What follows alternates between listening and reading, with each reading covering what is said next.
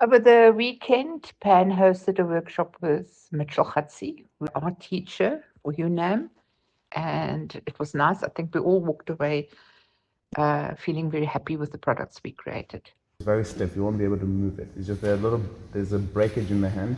And that was like basically the kickstart to our workshops that we want to offer our members, to learn from your local expertise as well. Okay, to define this this part here, the curving part of the hand here.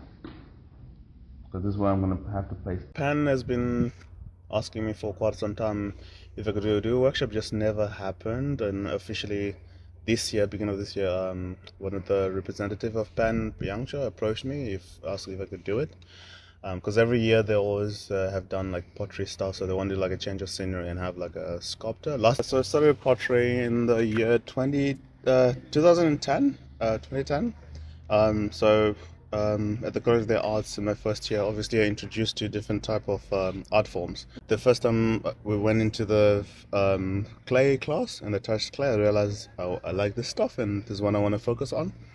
And also in my third year, I majored in my third year. So what also motivated me to choose clay as a medium for my work is that in Namibia you don't have a lot of clay sculptors. You have a lot of clay potters, but not sculptors. So I thought, okay, I can actually have less competition or a lot of like less, compared to people that are in painting and drawing and textile, because that industry is like flooded. So I thought like I could stand on my own and also just enjoy the medium generally. So yeah.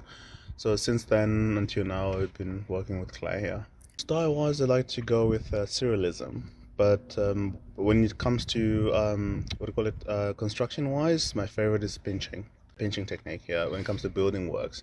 Private classes, and then I also have UNAM classes, so it was like perfect timing. I have my own studio at home.